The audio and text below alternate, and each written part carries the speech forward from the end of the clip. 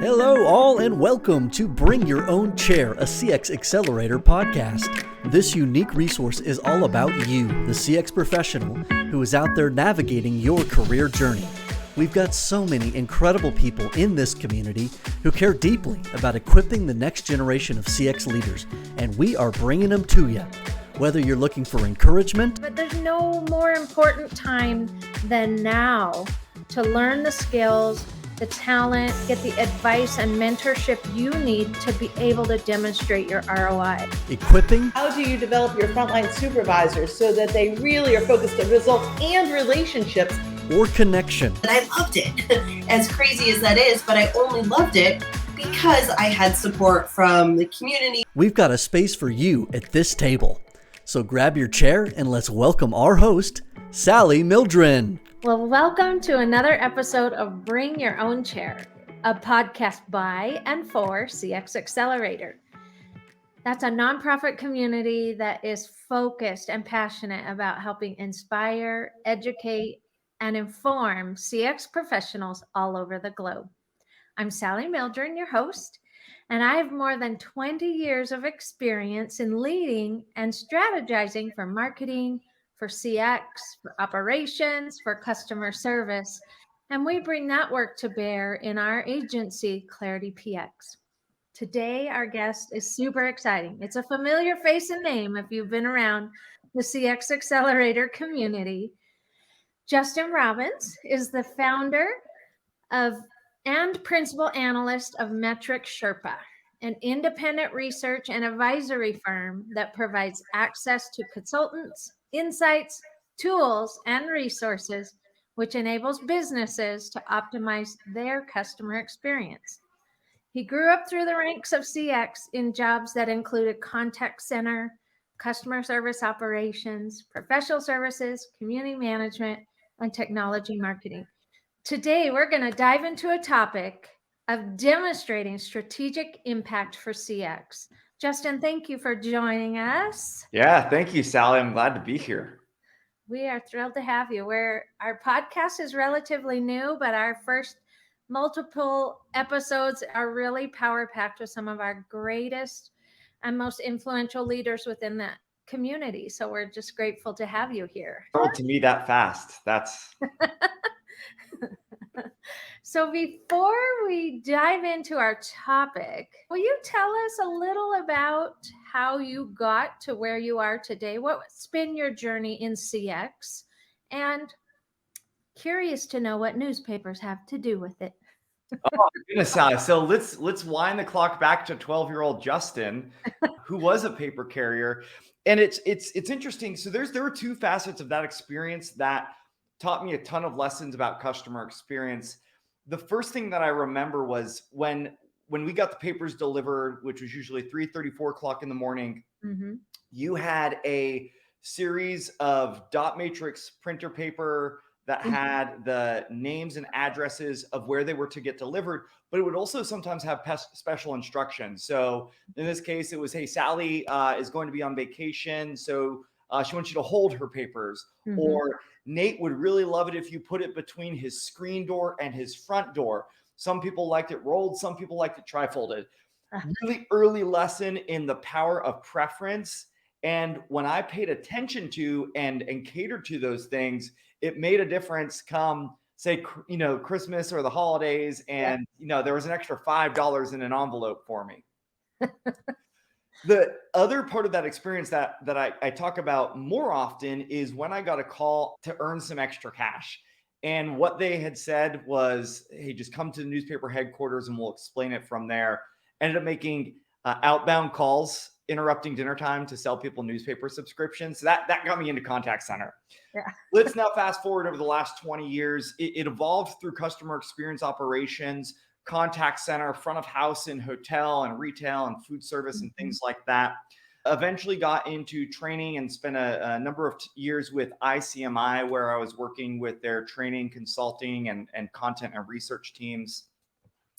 And that was probably about 6 years ago where I knew I wanted to go out on my own. And when I looked at my background, I had a ton of experience in operations. I had a ton of experience in the training and consulting side of things, but my exposure to technology was either what I had researched or what I had used.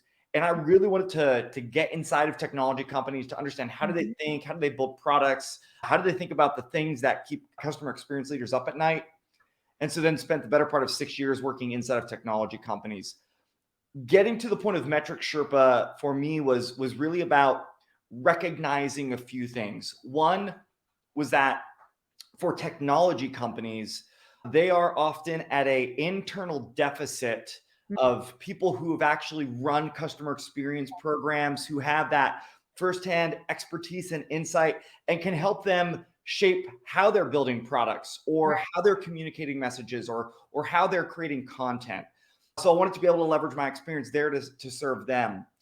When I looked at a number of the consultants that are serving contact center teams, it was really a combination of people were consulting for this whole purpose of just like getting you hooked and needing to use consulting more and more and more as a crutch, and not really enabling and setting these teams up to sustain success themselves. That's so good. And so that was important for me to be able to as a trainer and consultant, not just help teams step back and recognize where they could improve or overcome their obstacle, but resource them so that they could move forward on their own, which for businesses, I mean, you really want to be self-sustaining for the long term.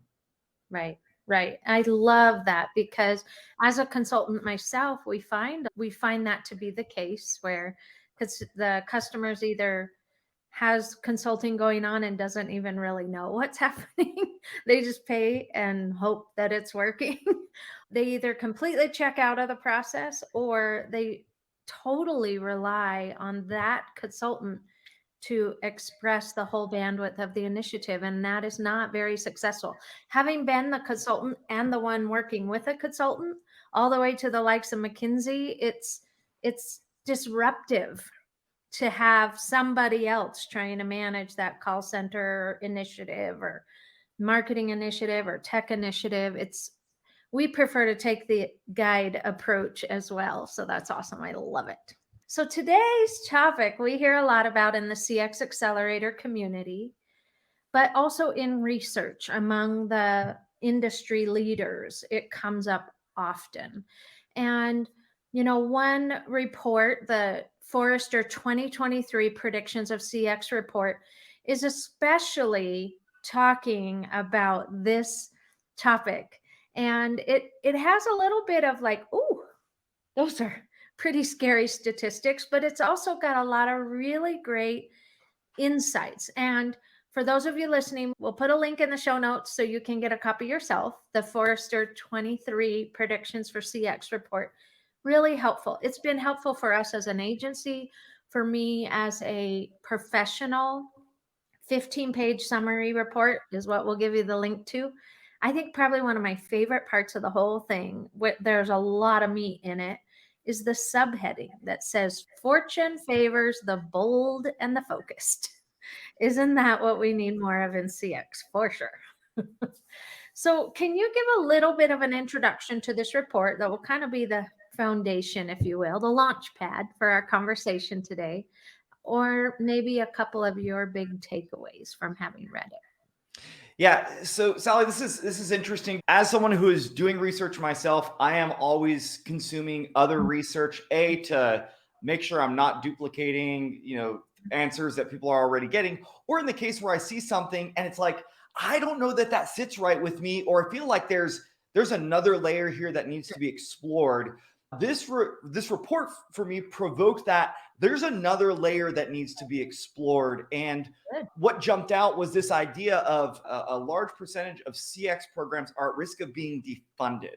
Yeah. And that provokes questions within me in terms of, how did we get here? Who's responsible? Is it too late to save it? How do we prevent this from happening in the future? Because what I do know, and what that report demonstrates and others demonstrate, is that there is significant investment being made in all aspects of customer experience. Right. I don't see that not continuing to be the case, but I think it's going to cause a reluctance and, I don't know, maybe a beneficial attention to detail and intentionality in the future to say, hey, we got really excited about the CX thing, and then we suddenly realized, what does this actually mean for our business? Right. So that's why I'm excited to talk about this today, is to how do we start to push and understand how are we really defining the impact and understand the significance of customer experience, and ensure that investments, which aren't just financial, it's not just about technology, but it's time with people, it's design a process.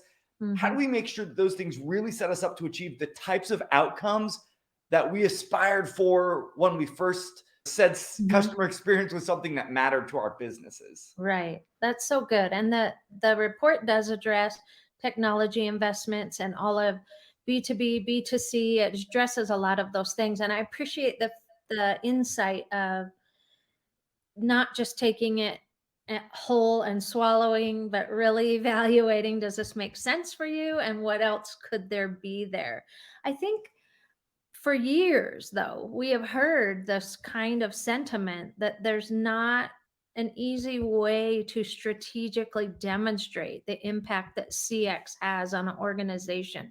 I've heard it from clients. I've been in that seat where I'm like, oh, we need to keep our budget coming. So, how do I prove my worth? So, we've had this sentiment come up a lot in the community. What do you think we might be missing as a professional or as an organization that's leading to this continuing thing of inability to demonstrate impact or ROI, or what's missing from your perspective? Yeah, Sally, when I look at what's causing organizations to fall short of what they expected or what they hoped or what they wanted, couple things tend to be pretty common. One is a lack of alignment between, and it can be departments or leaders or even objectives. And just yesterday, I was on a phone call with someone and we were talking through some of the things that they're measuring and had set as kind of success measures for 23. And they're at that mid-year check-in point. And they were doing great in some places and not in others. And when we started to actually explore those, we realized that they're at odds with each other. Yeah. And so I think that's part of it, is we need to operate in some level of silo or in function or department, but that lack of alignment, that lack of agreement and consensus on, hey, what are we actually trying to achieve? And do we clearly understand what is both predictive and reflective of that success? Right. Those are things that tend to be missing, is the alignment. It's the clear definition of success. How do we really make it tangible? Know it when we see it is how I often think about it. And then I think the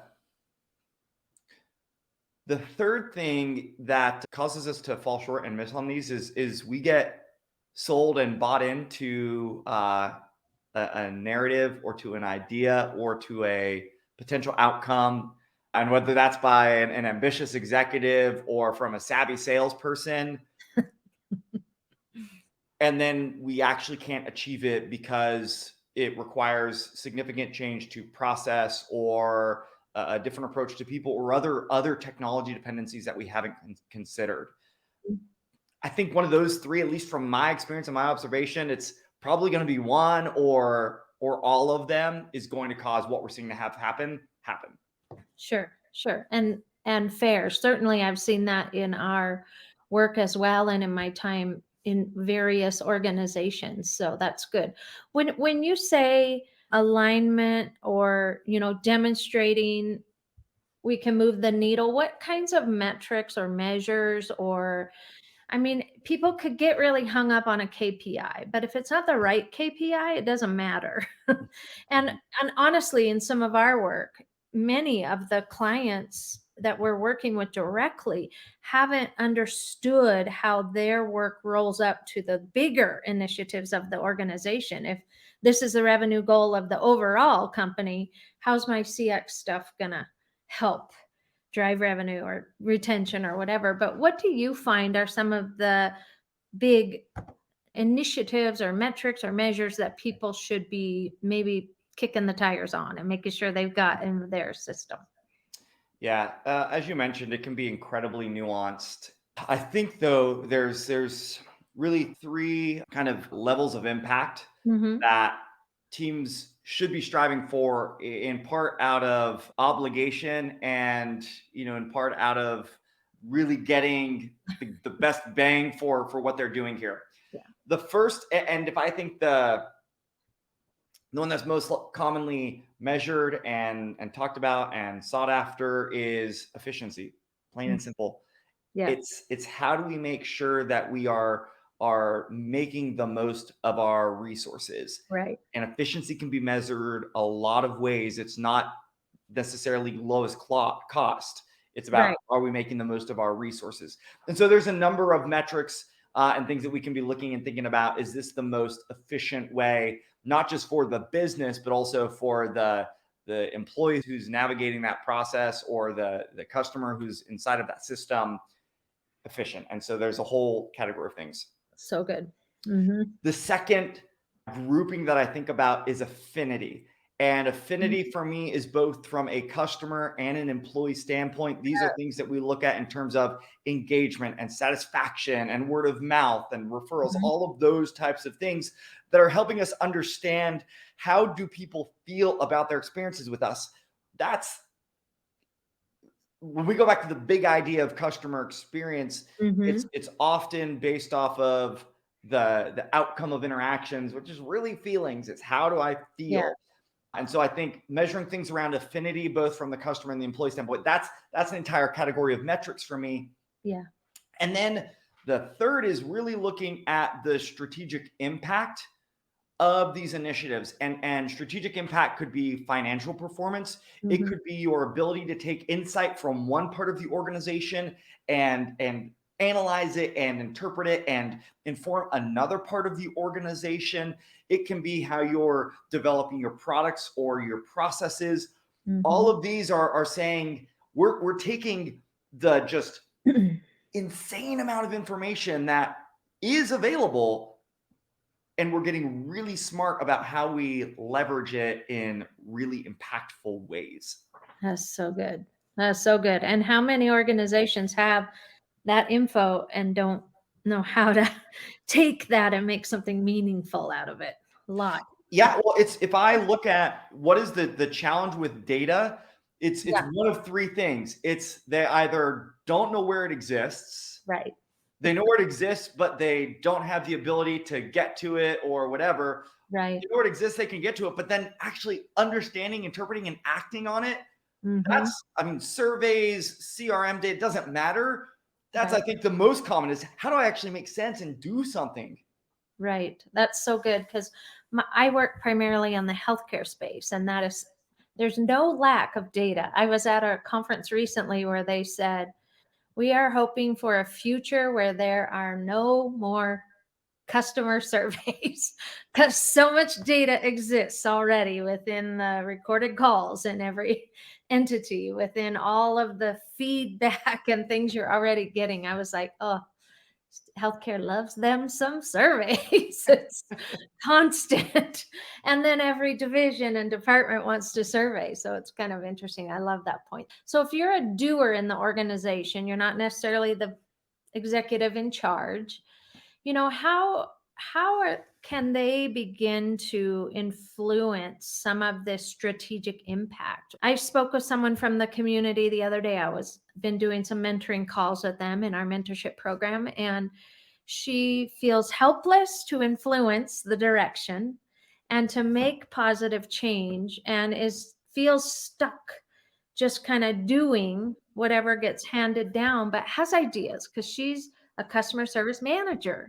And so sometimes in an organization, I have found people just I just do this and I don't have a say in the bigger thing. But certainly in my career growth, I have been willing to say, oh, but this could help with this and that could help with this, and help kind of influence from the middle or bottom up. Have you seen that, or what are your thoughts about that?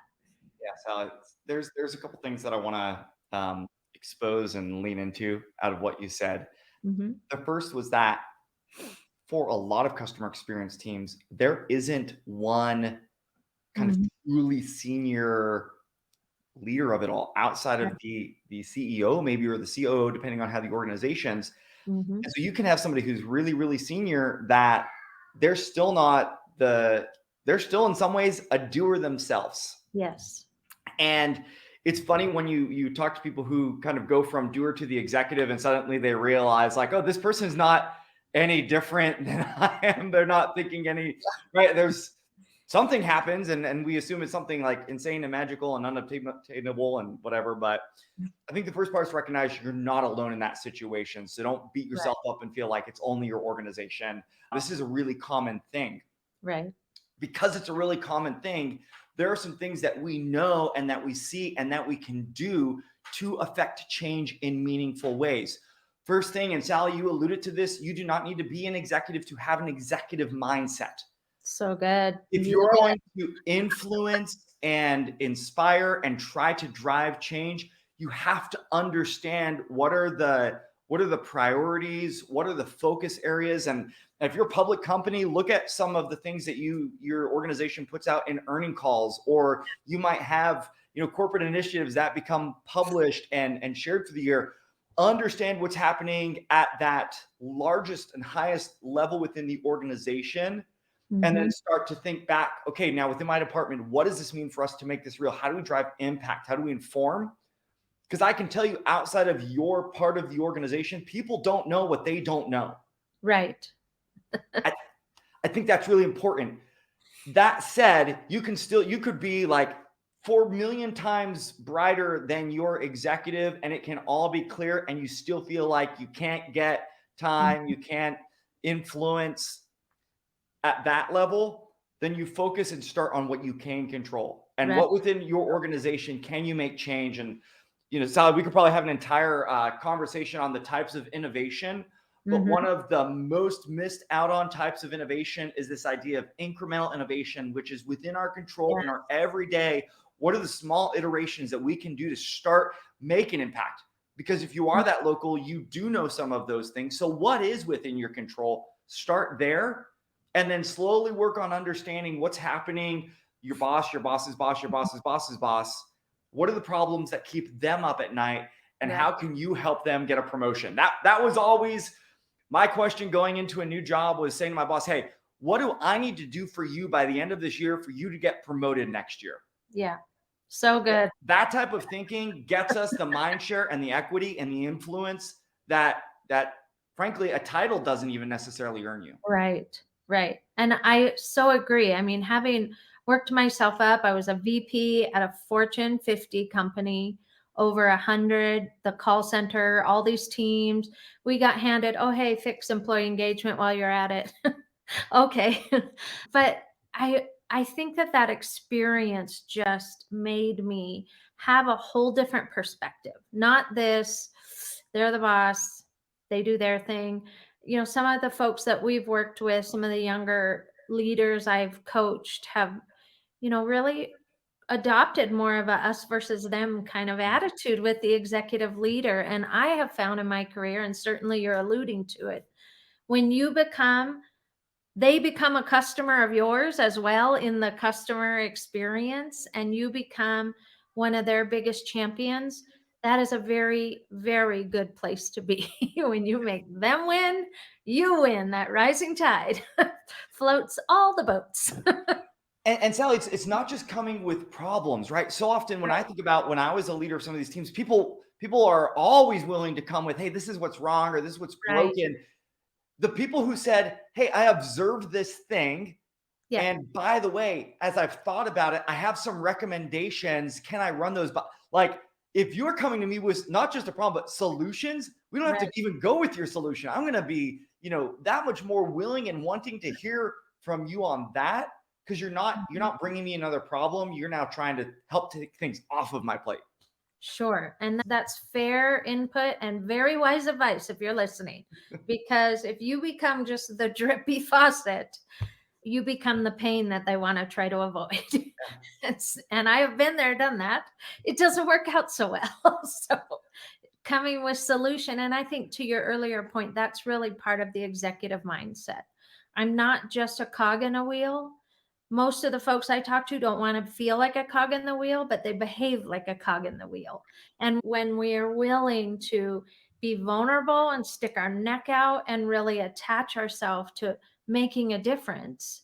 I really have honestly seen some of the crustiest execs say, "Oh my gosh, I love this idea." I have seen people who were just no, no, no, Nancy, and they have come on board because we've been able to demonstrate the minor shifts, the incremental growth. And so terrific. I love that idea. So good. Not only is it strategic impact, it's smart leadership development for you. Yeah. So, It's taking calculated risk to that point of the boldness in the subtitle of the report. mhm, This is the type of thing that is going to take for us to mature and evolve the right. broader customer experience, perception, I guess, that's out there. Right. And honestly, when we look at even just the last 3 to 5 years in CX, the consumer's shifting, business is shifting, everything's shifting. It's for us to ever be in this kind of role and think we're going to get a strategy set and put it on autopilot. I don't think that is a sustainable way of being in this field. Yeah. Yeah. I remember I was talking to a CEO of a large men's clothing line Mhm. in January of 2020, and they had just done like all this research about this like elevated in-store experience that was so important for them as Uh-oh. part of their customer experience. And, we got to reconnect midsummer and it totally changed their strategy. And now even years later, they've morphed it. And I can see some of their vision that they had prior to, really the shift of what, the pandemic did Mhm. for automated and online experiences. Mhm. I think that's it. That was one case of just, we need to be agile. We need to understand this is always going to be iterative, Mhm. in extremes and not. I want to circle back to something you said a little while ago about ensuring it works for the customer and the staff, your team of employees, that you're evaluating things from both perspectives. And if the pandemic has done anything, it has forced this kind of focus on the overall human experience of internal and external audience. And it's something near and dear to my heart. I've seen how you can't truly execute a great CX without having your team along, having trained and buy-in and that sort of thing. And so what kinds of things have you seen or worked in that kind of paralleled both? In my some of my most successful projects, my influence was outside of my official organizational chart. Yeah. And that went a long way to driving home truly exceptional experiences. So, what have you seen or experienced in your path? Yeah. And you're thinking specifically down the path of employee engagement and the employee experience. Hmm. Yeah, Yeah. making sure that that is coming along with CX, or Yeah. You can't have one without the other. And this is probably one of the most consistent areas that I've researched. Now, this will be going on the 8th year. Mhm. It's If we look at why do people leave their jobs, why do people become apathetic in their jobs, why do people get frustrated with their jobs in customer experience, and even more specifically in customer facing roles. That's really where the bulk of the research I'm talking about was, in the intersection between the employee and the customer. Mhm. As you would expect, the direct leader of that employee has always, from my studies, shown to be the number one influence in that experience. But right behind it, and with growing intensity, is this feeling and this belief and this perception that they have not been given the tools and resources Right. that they need to be successful in Mhm. their role. And then when I talk to the leaders of these teams about it, they acknowledge it as well. Yeah. Yeah. And what this really plays out to, Sally, is the number one reason why most customers would say that they have had a lackluster or even just outright negative experience. It Mhm. is not because that company failed to automate everything. It's Right. not because that company failed to use generative AI. It's Yeah. because that company failed to get the little things right consistently. Yeah. And often it's an employee Mhm. who was unable, because not because they failed, but because the leader or the organization resource and supporting them failed. And that that is an uncomfortable truth for us to sit with if we are people managers. But I genuinely believe that agents are not pre-wired with apathy. It is something that manifests as a result of things that we as an organization have done to them. So when you talk about this, do they need to go together? 100%. And if I see an organization struggling with customer experience, honestly, every time I can think about coming into an organization that struggled with customer experience, there is a direct problem somewhere in employee experience as well. 100%. Yes. I've seen it, I've lived it, I've observed it. And even last week we were talking with a potential new client that has several clinics, and they're describing all of these customer issues and problems with scheduling and problem with this and problem with that. And all I could hear in my head was, there is a problem with culture first. There's something at the root of all of those that is showing up in all these things. I pull it out of the conversation because I think it's wise to take a step back and evaluate all of it, not just say, oh, there's a problem with scheduling, and try to tackle a problem with scheduling. Because if you change the flower on the top, the stem and the root are still present, and you'll just have a new different thing. And in my experience, I've seen a lot of organizations and leaders kind of go through this just change du jour, trying to figure it out without having properly assessed all of the inputs on it. So, Yeah, yeah. I liken this, Sally, to why are there 2 a.m. infomercials about, hey, take this pill and you can eat whatever you want, you can do whatever you want, and we're gonna trim away tummy fat. If like What's the name of that? they do that because culturally, like, that's the easy button. And Yeah. we are desperately and always like, we are genetically and physically wired to conserve calories. And as a result, we want to pursue the easy button. And what you were talking about is really, really difficult. Yeah. Yeah. Yeah. How do you begin to broach that or have that uncomfortable conversation, or even if it's just within your own team? How do you begin to open that up a little? Outside of a rubber hose. Look, this can be deep seated, and I would love to say I can give you an answer that's going to do this thing justice in the time we have. But what I will say is this: it is only going to be affected when you have a leader that it affects. Yes. Yeah. And you have to have someone that is feeling the real emotional, just vulnerable fact that it's not okay. And we have to feel unsettled, and it has to just make us bothered at all times. Without that, we will be complacent and we will do superficial things. So if you are that person that it bothers at all times, right, then it does come. Oh gosh, Sally, you open this can and it's like, I want to go deep here. We can have another topic about it too. Yeah, I think that's good. It's fundamentally you have to have a core leader and a group of people that can lead that change by example. That is the biggest part of this. It is not a program. It is not a poster. This is an embodied thing that you demonstrate consistently time and time and time again. Right. Then it takes form, and you have to invite people into accountability, and you have to have the right things in place to recognize and to reinforce and to encourage the type of behavior you want. It's a whole thing. I love talking about it. I love working with teams on it, but because it's so difficult, it has to start with somebody who just, like I said, has that like deep burning desire to drive and to lead and to do the work. That's so good. I love that approach, because truly that kind of shift and culture isn't going to happen without the top, somebody big really getting involved. So that's good. Right. I love it.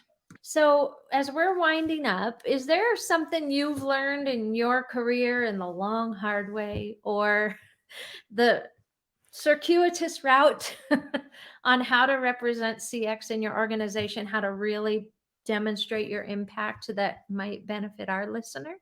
Yeah. One is a mantra that I've come to just love and embody. And the other we'll talk about like the measuring part. So the mantra is this: it's care deeply, fight passionately, hold loosely. So good. So good. Care deeply about the work that you do, the team that you serve, the customers that are entrusted to your care. Fight passionately for what you believe is best and what you think is right, but hold loosely, because at the end of the day, it needs to be what's best for the organization, what's best for the entire team. And I think if we embody that more and remind ourselves of that more often, we're all a little bit better off. Yes. Yes. So good. Second part, why, like what has been successful. Look, this is to the part of why I named my company what I did.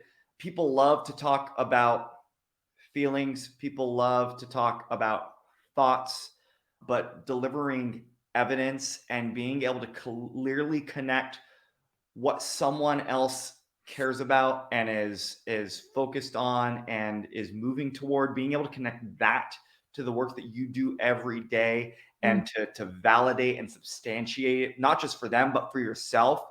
Right. That I think is so important. It's not just about relationship and care, but it's about really understanding evidence and showing that this work not only is worth doing, but it delivers real impact. Right. And to the earlier thing that I said, people don't know what they don't know. And you are going to encounter so many people that are convinced of their way of thinking until something comes out and just sets that a little off course. And so be that person who has the evidence to set things a little off course. Okay. Because any of us, like, we all get little, I mean, I don't know, like when I know that I'm totally right and my wife has like convincing evidence that I'm wrong, for a minute there, I can't believe that she wouldn't believe that I was right. And then I suddenly realized that I was wrong. Like, we all do that about all sorts of things. And so know that if you've got the right intention and the right vision, the right clarity, it might bother people, it might unsettle people. And frankly, I think we need more of that. Yes. Yes. Fortune favors the bold and the focus. So that's good. Well, Justin, it's been such a pleasure to have you here. How would people be able to reach you or find you online if they wanted to connect? We'll put your website and other links in the show notes, but if they're interested in learning more about you and Metric Sherpa, where will they find you? Yeah, absolutely. I'm on LinkedIn, Twitter, all the things. Justin M, like Mike Robbins, Robbins. And you mentioned Metric Sherpa, just metricsherpa.com.